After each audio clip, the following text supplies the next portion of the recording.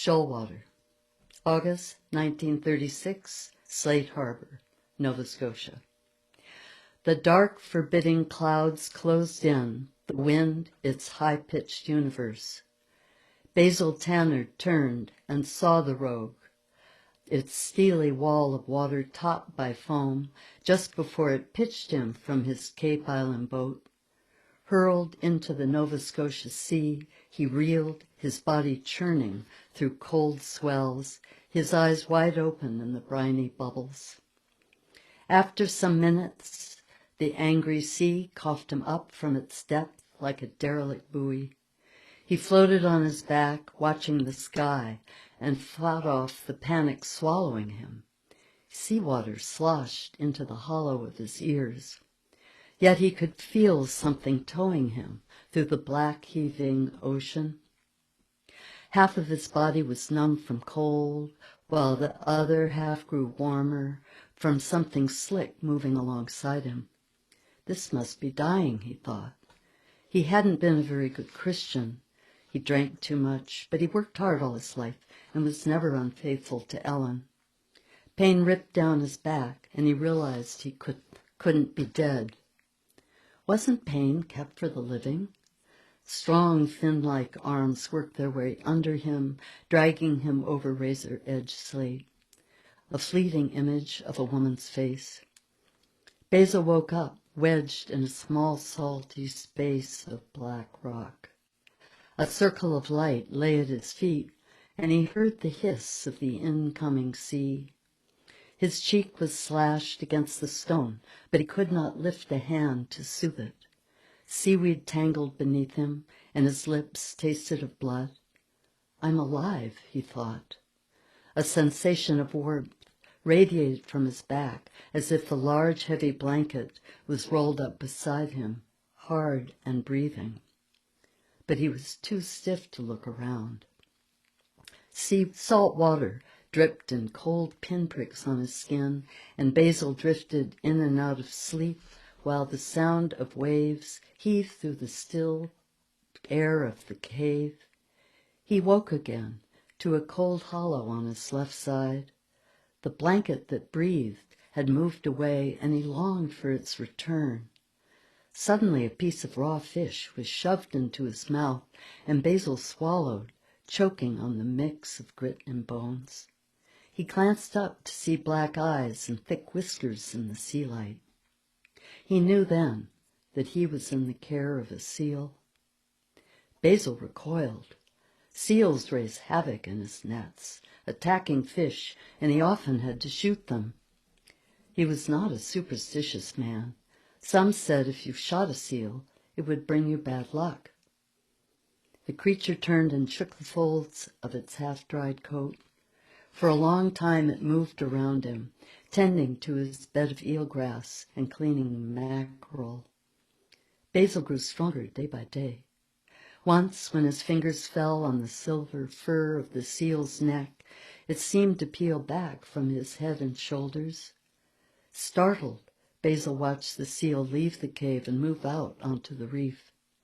Sun blazed through the sea air, and the seal licked itself on the rocks. Waves foamed over, and the seal stretched and arched its tail. The seal seemed to know that Basil was watching. Prying its fur coat from its head and shoulders, the seal unsheathed the breasts and hips of a woman. Her nipples were firm and deep red. The wind lifted her long black strands of matted hair so that Basil could see the features of her face, the watercolor wash in her skin. And then he heard her sing. She sang through the push of the tide that swirled around her, long, low notes that rang through the cove. Basil clasped his hands over his ears, and the rock spun around him. Later, when he woke, the seal was beside him, black eyes heavy with light and sorrow. He smelled the cool salt in her fur. He remembered the woman who sang. She might have kissed him. He might have touched her nipples with his fingertips. Basil had heard the stories about fishermen finding silkies in their nets or on the beach, but he never believed them. He heard about their long strands of hair and brilliant blue eyes and exquisite beauty, and how a human spirit could enter the skin of this creature capable of existing in the deep regions of the sea, human above the waist and seal below, their sea dresses allowing them to travel from one world to another. When he touched her, her skin was smooth. Suddenly he found himself lifted up and shoved outside the cave. Daylight blinded him. The seal rolled him over the reef, pushed him with her nose across the slate and into the icy water. With her fin she clasped him to her, moving at a supernatural speed just under the waves. The seal took Basil to the opposite shore.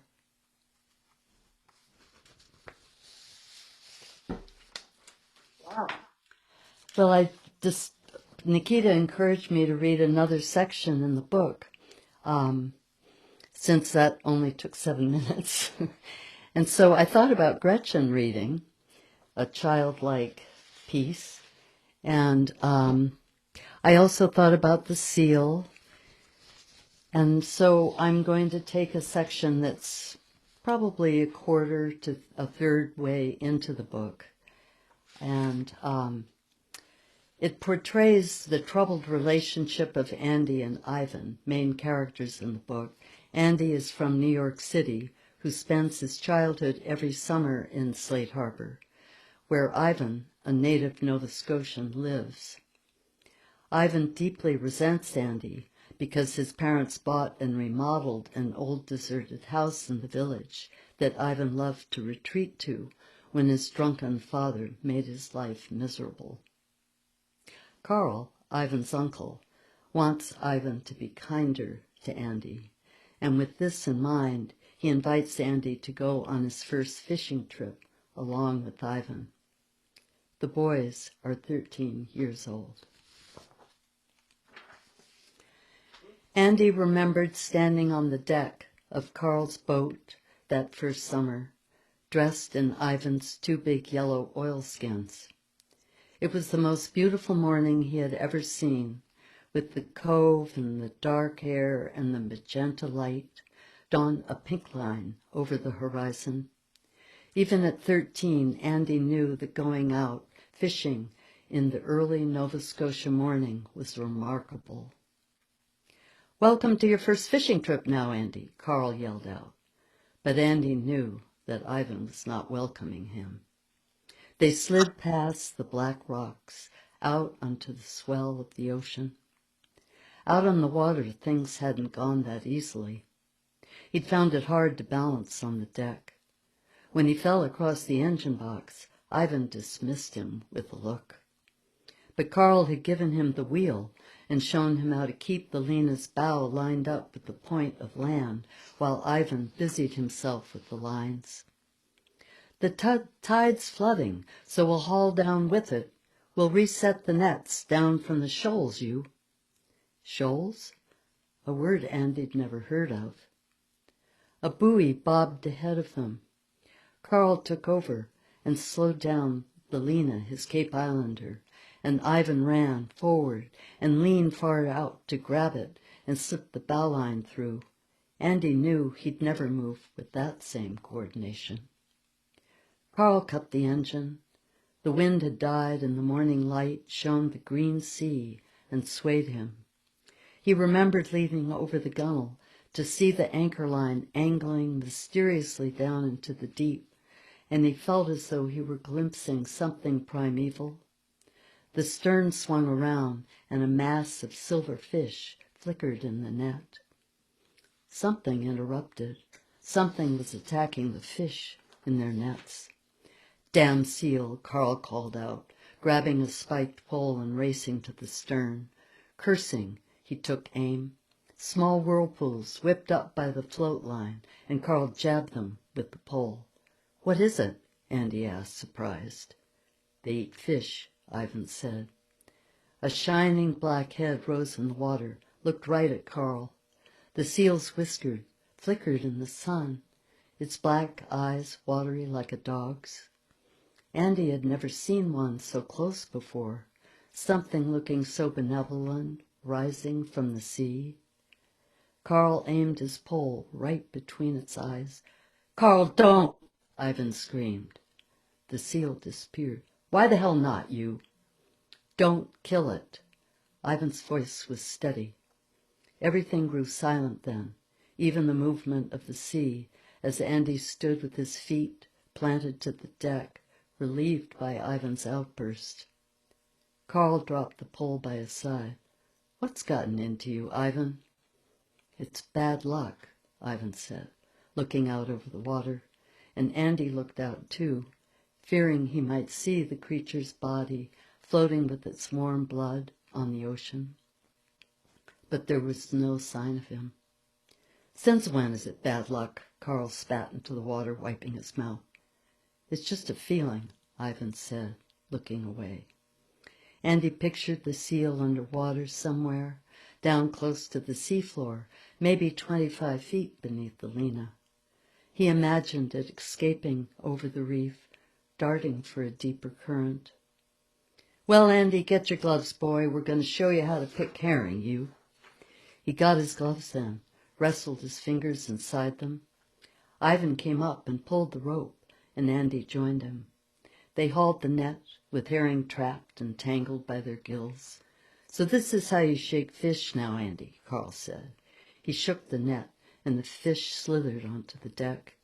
He didn't know if it was the sea swell or the smell of fish, but suddenly he was dizzy and retching over the rail.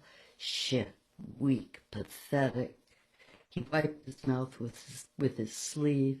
He knew Ivan saw him, but Carl seemed not to notice. His throat was in knots while the boat rocked, and seawater ran down his aching arms, and fish scales smeared his gloves and jacket. But he stood up again and picked and pitched fish into the boxes. "Your oilskins aren't looking so stiff now," Ivan said, and looked at him for the first time that morning. Later, when they'd finished cleaning up, they let the Lena drift while they sat eating sandwiches and passing a flask of rum back and forth. The sun was hot on their shoulders, and the alcohol made Andy float. "Seasickness is part of becoming a fisherman, you," Carl said, then reset his cap over his wiry gray hair. "You'll get stronger." The sun cast showers of light in their eyes. Carl looked over at him. "I'm going to tell you something," Carl said. "It's about a dream I've had all my life. It's about the shoals that wakes me up in the dead of night." "What are the shoals?" Andy finally asked. "The shallows," Carl said, "where the seafloor comes up just beneath the surface of the sea. You can't really see them easily, and you sure as hell try to stay off them. But the rich fishing ground lies there." Carl took a swig of rum. "I'm coming in from fishing sea, but I can't tell west from east, north from south, because the points of my compass don't register. I try to find the markers for the shoals, but the sky's as black as the sea, and I can't see nothing. I know the shoals are coming, like a man can smell the warmth of another human being when his eyes are closed. But the difference is, my eyes are wide open. The boat pitches beneath me, and I know I've come in by the shoal water. Fear, that's what I call the shoal water. Fear that you run aground and let the sea break over you. I figure that shoal water is the fear inside me.